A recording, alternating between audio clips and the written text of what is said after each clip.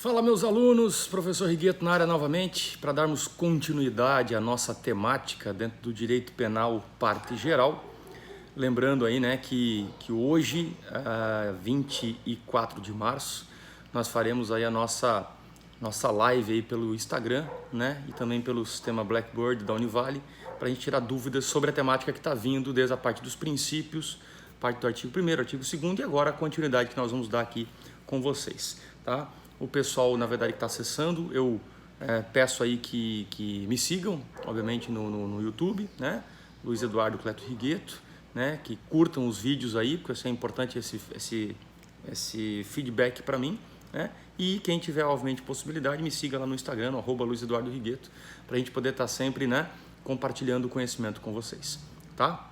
Bom, primeira situação que a gente vai ter aqui agora é ligada, obviamente, ao artigo 3º, nós viemos do artigo 1º e 2º, né? Nós falamos sobre princípio da legalidade, falamos sobre lei penal no tempo, regras, exceção, revogação tácita expressa, retroatividade e ultraatividade, todas as modalidades de novatio legis, né?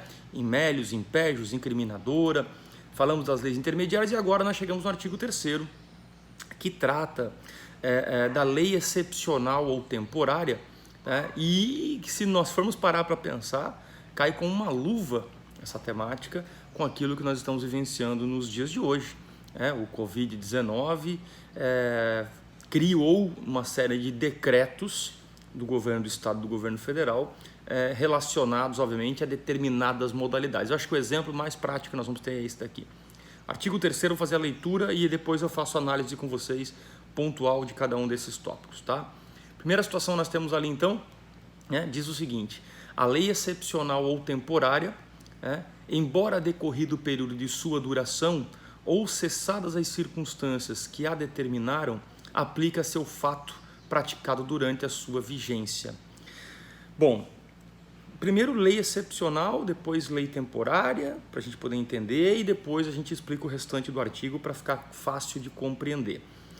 A lei excepcional é aquela que vai vigorar em períodos anormais, como guerras, como calamidades. Então, se nós formos parar para pensar, a lei excepcional são esses decretos, por exemplo, que estão saindo pelo governo, mandando todo mundo ficar em casa por 7 dias, daqui a pouco por mais 7 dias e assim por diante. E por que ela é uma lei excepcional? Ela não é uma lei temporária. Porque a lei temporária, ela tem data de início e data de fim. Ela entra em vigor hoje, durará 45 dias e após 45 dias ela é autorrevogável. Lembra que a revogação tácita ou a revogação expressa, ela ocorre tácita quando entra uma nova lei tratando do mesmo assunto e uma revogação expressa quando entra uma nova lei revogando, matando a lei anterior. Essas leis excepcionais ou temporárias, elas são autorrevogáveis. Por exemplo, a lei temporária entra em vigor hoje e dura 45 dias, em 45 dias depois ela morre automaticamente. E a lei excepcional é aquela lei excepcional que ela vai durar enquanto durar o período. Como assim, Rigueto? Enquanto tiver em guerra, enquanto tiver em calamidade, enquanto tiver em pandemia, enquanto tiver em epidemia. É exatamente o que a gente está vivenciando. São decretos, leis excepcionais, porque estão durando enquanto aquele período está acontecendo. Enquanto nós estamos falando de coronavírus, aquele decreto está sendo validado. Tá? Por quanto tempo? Não sei. Rigueto, e a lei temporária? Então, a lei excepcional é isso. E a lei temporária? A lei temporária tem um dia que entrou em vigor e o dia que vai sair de sua vigência. E o que está dizendo o artigo 3º, então? Que essa lei excepcional e essa lei temporária é chamada de autorrevogável, tá? Embora decorrido o período de sua duração, ou seja, passou o período que ela durou, ou cessou as circunstâncias que a determinaram, ou seja, acabou a guerra ou a calamidade, ela morreu essa lei, ela é autorrevogável, aplica-se ao fato praticado durante sua vigência. Significa dizer que no período em que aconteceu qualquer crime, vamos imaginar que essa lei tenha criado um crime nesse período, durante esse período todo, ela automaticamente vai ser aplicada. Então ela é uma lei que sempre vai aplicar ela a ultraatividade. Por que a ultraatividade? Porque eu sempre vou voltar no tempo, por mais que perceba. Imagine, na verdade, que a gente está falando de aquele que praticar furtos durante o período do coronavírus vai ter uma pena de 5 a 10 anos. Pensa, furto tem pena de 1 a 4. Eu pratiquei furto durante o período do coronavírus.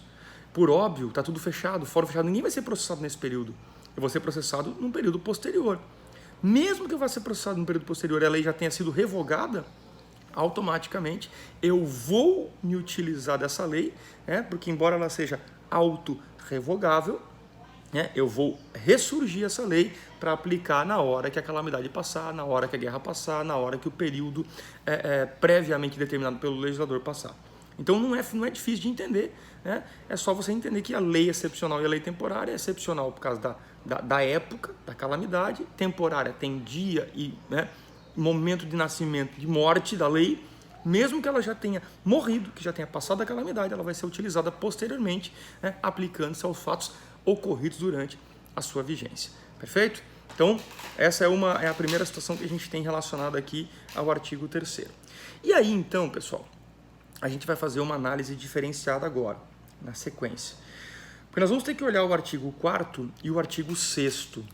O artigo 4º, lá no nosso slide, fala sobre o tempo do crime, quando o crime é tido como cometido. E o 5º artigo, o artigo 6º, desculpe, o 4º e o 6º, fala sobre o lugar do crime, onde foi praticado. Aí nós temos algumas teorias que devem ser aplicadas. Rigueto, vamos explicar as teorias. A primeira teoria que eu tenho é chamada teoria da atividade. A teoria da atividade entende que crime é praticado no momento da ação ou da omissão, não importando o momento do resultado. Isso é a teoria da atividade. Depois nós temos a teoria do resultado, que não me importa o momento da ação ou da omissão, e sim o momento em que foi praticado o resultado, ou o lugar onde foi praticado o crime, certo? O resultado em si. E nós temos uma terceira teoria, chamada teoria da ubiquidade, que vale tanto o momento da ação ou da omissão, quanto o momento do resultado. E aqui a gente tem uma pegadinha. Você vai escrever no teu caderno assim, luta, L-U-T-A, luta, tá? Aí você vai pensar assim, lugar, tá? Ubiquidade, tempo, atividade. Luta, lugar, ubiquidade, tempo, atividade. Matou a questão da prova. Qual é a teoria que rege o lugar do crime, ou seja, onde foi praticado? Artigo 6º, ubiquidade.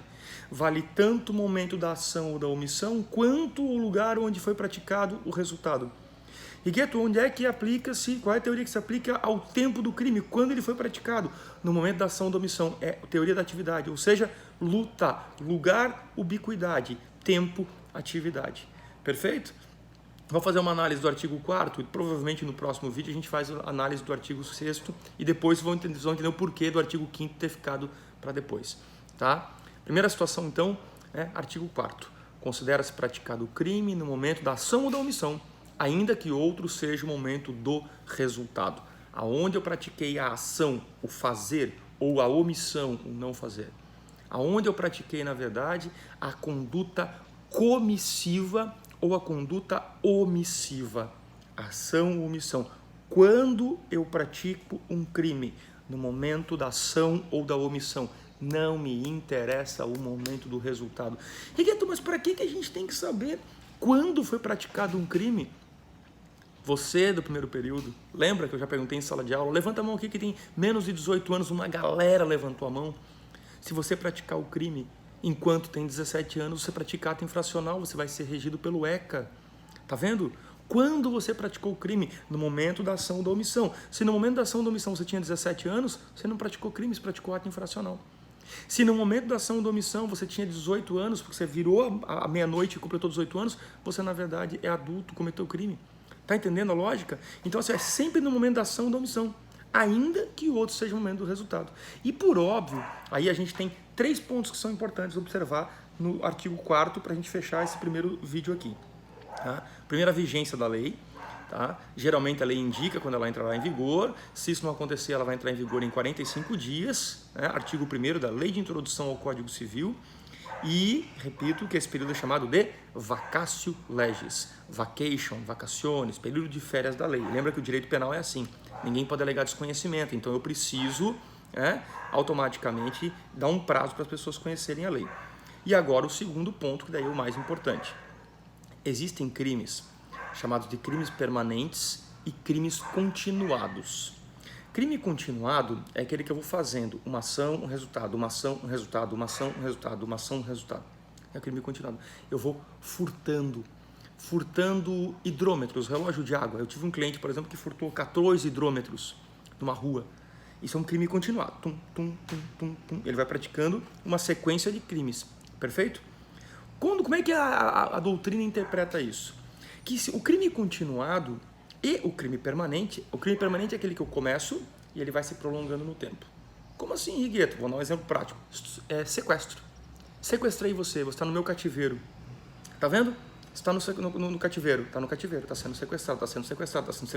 Enquanto você não for descoberto, está sendo sequestrado. Perfeito? Então, o que acontece? Nos crimes continuados, aquele que eu vou praticando uma sequência.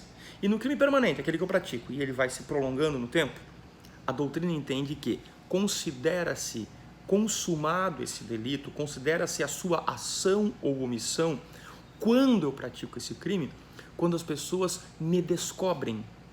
Então, eu vou praticando a ação ou a omissão, ou eu vou praticando aquela ação permanente ou omissão permanente, e no momento que descobrirem o cativeiro, no momento que descobrirem que eu estava furtando os hidrômetros, é considerado o momento da ação ou da omissão. Qual é a importância disso? É que se eu comecei a praticar um sequestro com 17, mas fui descoberto aos 18, considera-se o 18. Se eu comecei a praticar os furtos com 17, mas terminei os furtos com 18, foi considerado com 18. Então, geralmente, os crimes materiais, os crimes instantâneos, eu faço ação e já tenho resultado. Então, fiz ação, tenho resultado. Com 17 anos, menor. Fiz ação, tinha resultado. Com 18 anos, beleza, adulto. Agora, fui praticando. Ou fui praticando aquele que é o permanente, que vai se estendendo no tempo. No momento que parar a permanência, no momento que parar a continuidade, é considerado consumado o delito, é considerado o momento da ação ou da omissão. Então, cuidem só com a pegadinha na prova neste quesito, tá? Porque ali, com certeza absoluta, vai ter uma questãozinha para cobrar de vocês. Beleza?